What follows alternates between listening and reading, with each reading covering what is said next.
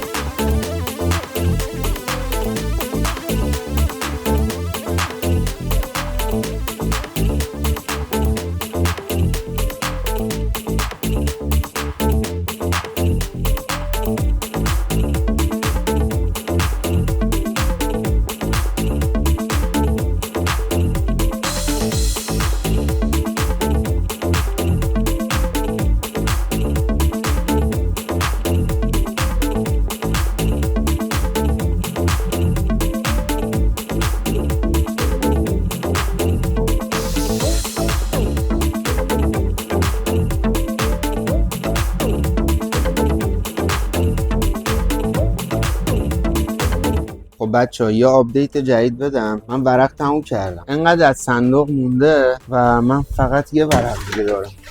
فکر نمی‌کردم کم بیارم. یه ورق دارم و 2 تا تیکه که کم میاد. حالا من اینو اجرا میکنم، فیلمش رو میگیرم و ویدیو رو میبندم و اون تیکه رو خودم بعد ورق میگیرم میزنم دیگه، تو ویدیو نمیذارم بمونه چون زمان میبره، سفارشش 2-3 روز زمان میبره.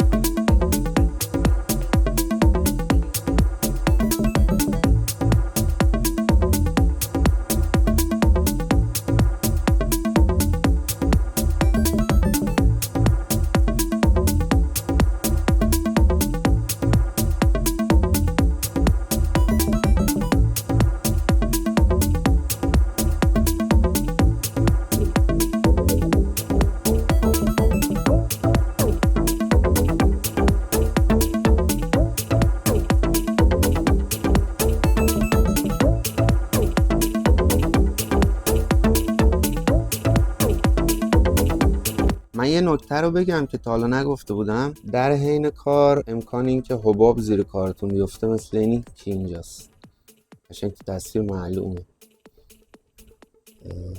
100% حباب زیر کارتون میفته. خب یه دونه کاتر بردارید، روی خود حباب رو پاره کنید با کاتر و از بغل بادش رو خالی کنید، هیچ اتفاقی نمیافته. ببینید قشنگ خالی میشه و با غلطک روش برید اوکی میشه.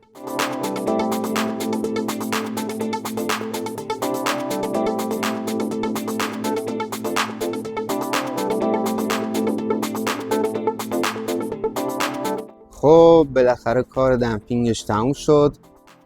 دهن منو سرویس کردیم، ماشین جلو رو کامل زدیم، 4 تا در رو زدیم، کف رو زدیم کامل و این پشت رو اونم که صندوق عقبه. فقط من یه ورق کم آوردم که این تیکه صندوق رو بزنم و بمونه داخل این دربم که زیاد چیزی نمیخواد، یه 2-3 تیکه کوچیک دمپینگ میخوام بزنم توش و کار تموم شد. خیلی سخته، خیلی سخته، اینم از سقفش و نمیدونم اگر حوصله دارید واسه انجام چنین کاری انجام بدید، اگه نه که به نظرم بسپارید و اون پول دستمزد رو جمع کنید، اگه دارید بدید بیرون انجام بدم واسهتون خیلی بهتره چون کمربره واقعا. خب رسیدیم به پایان این قسمت. ببخشید اگر زمان برد چون واقعا پروسه زمانبریه دمپینگ کردن، خیلی دقت میخواد و سخته و زمان بره که اینم پشت سر گذاشتیم. امیدوارم با تجربیاتی که با هم کردیم و نکته‌هایی که توی کلیپ گفتم تونسته باشم یه چیزی بهتون یاد داده باشم و اگر خواستین کار انجام بدید ببینید چیه، چی کار میکنه، آزمون خطاش چیه و اینا و لایک کنید، سابسکرایب کنید، کانال ما رو حمایت کنید که انگیزه مضاعفی به من میده واسه انجام کار و دوستتون دارم. تا کلیپ بعدی.